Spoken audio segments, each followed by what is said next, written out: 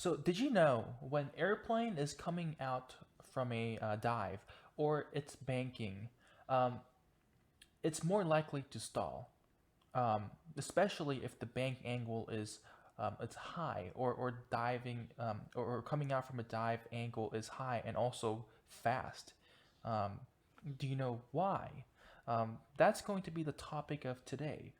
But before we talk about that, we need to talk about what happens to an object when it moves in a circular motion. So imagine, we have a ball, and the ball is attached to a string, and we have a center point, and this string distance, we're going to call it radius r, because the motion of this ball is going to be in a circle. So what happens when the ball moves in a circle? Let's look at the position of the ball. Well, it's going to follow this dotted line, and it's going to have this kind of tangential velocity. And we're going to denote this as v and subscript t as tangential. So what do you guys know about velocity? Well, velocity is direction plus the magnitude. Um, Okay, so is this VT over here same as this VT? And the answer is no. How about the magnitude? The magnitude is the same. However, the direction is not. What happens when there is a change in velocity? I'll give you 3 seconds. Correct, there's acceleration. I don't know if that was 3 seconds, but I think you guys knew where we were headed to. So there is acceleration. And it's actually, we're going to denote this as AC. C denoting centripetal. And this is going to be pointing towards the center of our circle. That's probably not good arrow. Let me draw that a little better. So it's going to be, so I'm going to draw a dotted line first, and then I'm going to draw AC. And this is making a 90 degrees angle, a right angle. So for every ball position, and it has a tangential velocity, and this tangential velocity direction is changing, there is always an acceleration. There's always an acceleration pointed towards the center of the circle. And this acceleration means that there is a force acting on the ball. The ball has to be acting some kind of force in order to maintain its motion in the circular direction. So Fc, centripetal force, equals to mass times acceleration of centripetal. So centripetal acceleration times mass equals to the centripetal force. In fact, imagine you're driving a car and you're going in a circle. You're actually going to feel your body kind of moving towards the outer side of the circle. Well, that's called the centrifugal force. Centrifugal force is actually a fake force. Centrifugal force. It's a fake force. It's not a real force. The real force is centripetal force that is acting towards the center of the circle. So if you look at the highway, this is kind of a little off the rail, but it's still kind of connected. So imagine we're driving into the screen. We're driving into the screen, and we're looking at the car from the back side. We're looking at the car from the back, and the car's driving into the circle, into the screen, and it's gonna turn left. So it's gonna turn left. So I don't know how to draw a car from the back view. It's probably okay. So this is a horrible car from the back view, but it's okay. The point is, so we're gonna turn left. That means there is going to be a radius. We're moving in some kind of circular motion because we're turning to the left. Well, what does that mean? Well, first of all, what do we feel? We feel this force, but this is called the centrifugal force because this force is acting on the same line as the centripetal force, but the direction is opposite. We kind of feel like we're getting slided to the right.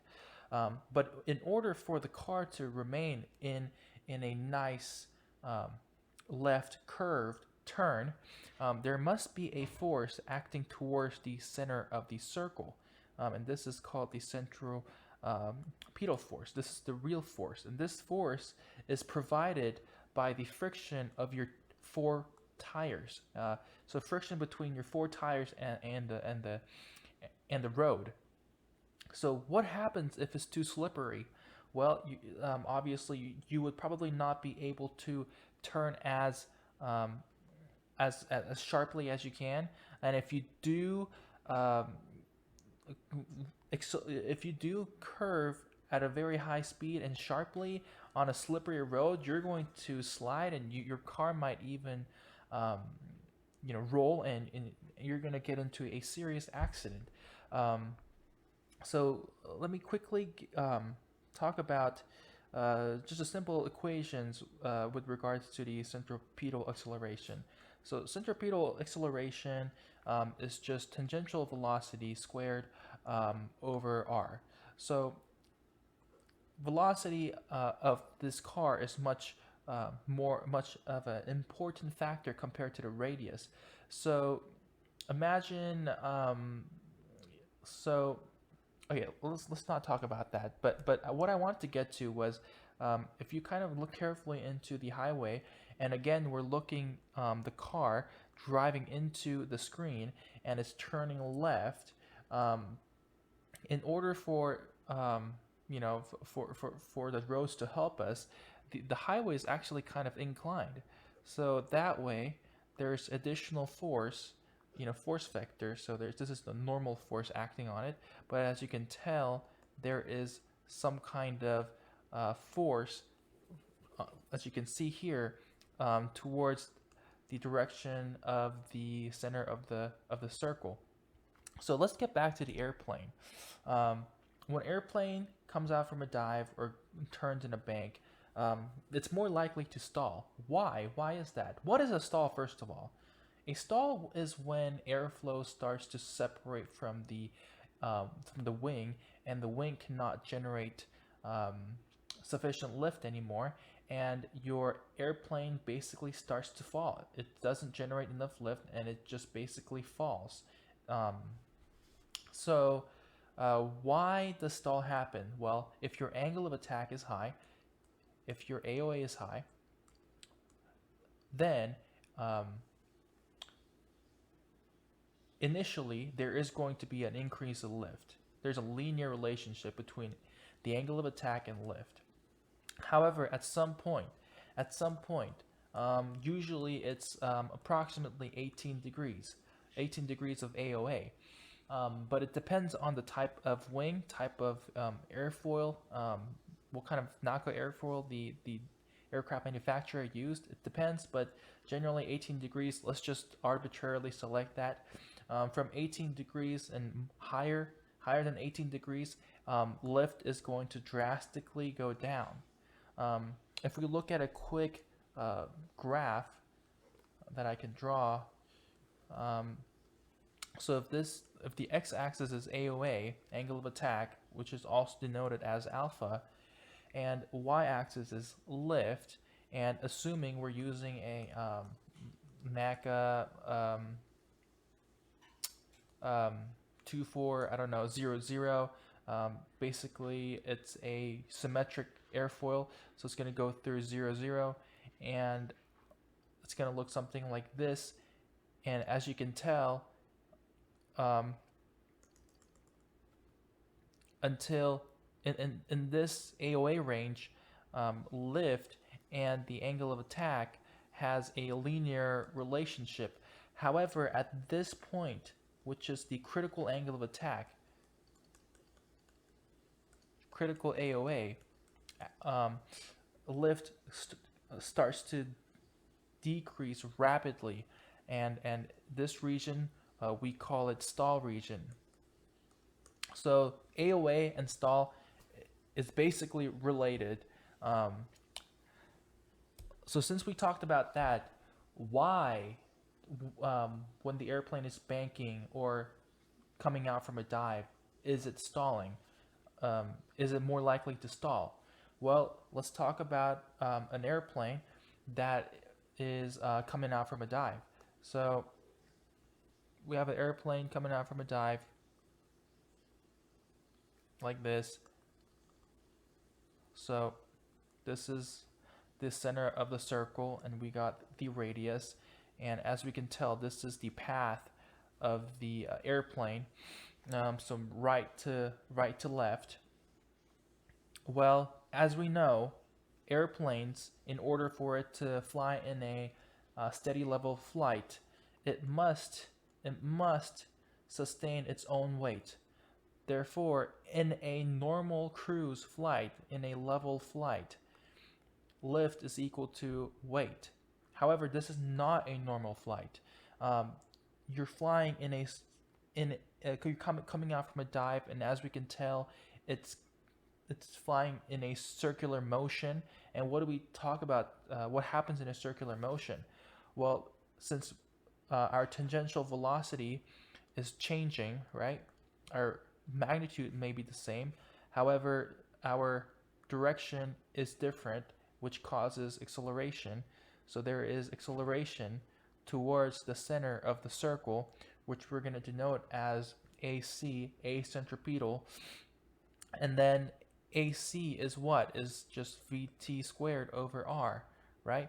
And there must be a force that's acting towards the center of the circle in order for this airplane to fly in this circular motion, which we denoted as, simply force F subscript C, mass of the airplane times the acceleration um, of the aircraft that is due to its circular motion, so A subscript C.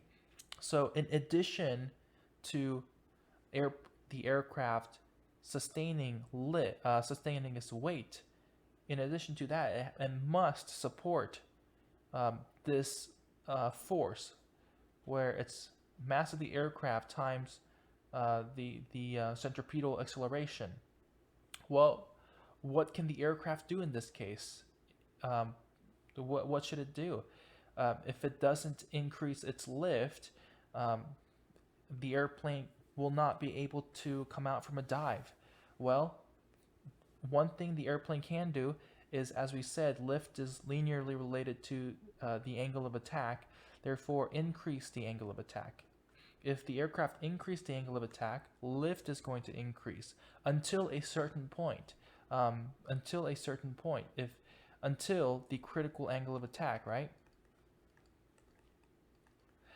But okay, so this is so far so good.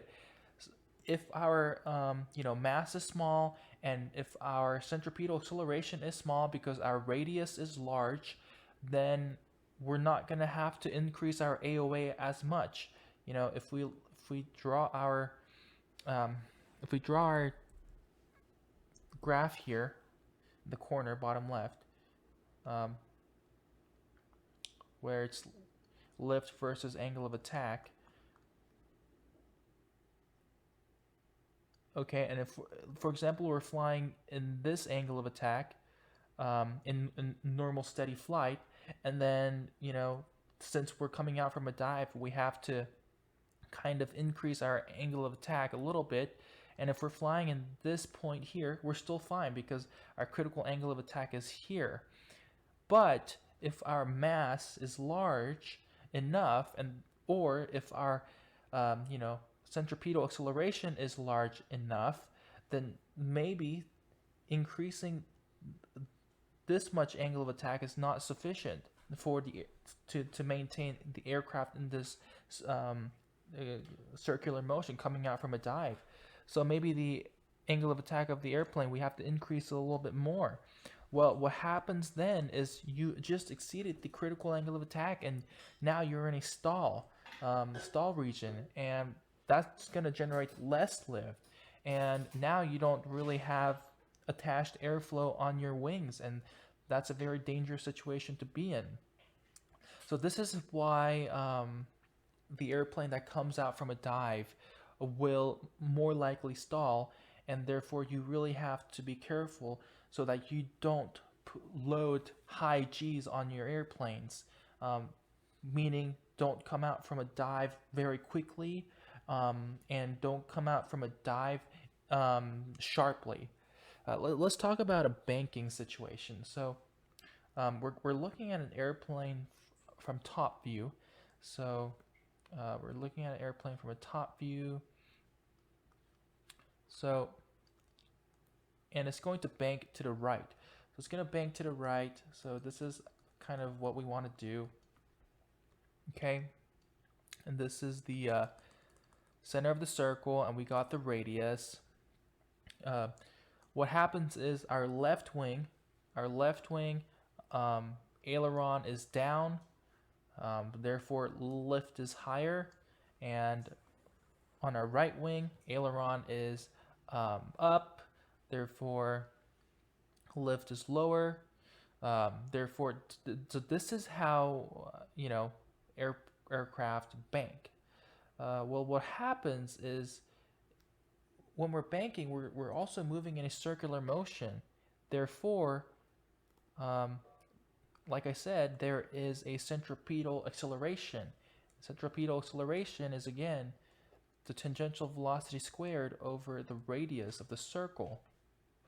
And the force that's required, there must always be a force acting towards the center of the circle in order for the object to maintain in this specific circular motion, which is going to be denoted as, F subscript C times mass of the aircraft times the A subscript C.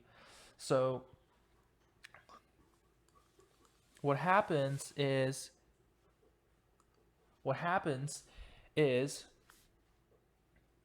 in addition for left and right wings generating lift in order to sustain weight, it must in addition generate enough force that acts towards the center of the circle. Okay, so keep this image in your head right now, because I'm going to delete it and I'm going to show you another perspective of the airplane that is in a bank, where we're going to look at the aircraft from the back, not the top view, but from a longitudinal axis, and we're going to look at it from the back side.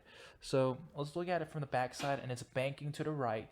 So aircraft wings, right wing is down, left wing is up. Okay, and then so this is the center of the circle. So normally we would have, okay, so there's more lift on the left side than the right side. So this is how we bank the airplane, right? So and then we obviously have our weight, right? So I'm going to denote here lift of the left wing, and here is lift of the right wing.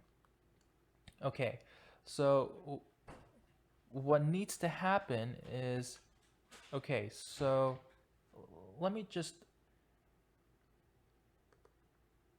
do some vector stuff here. So lift of the left wing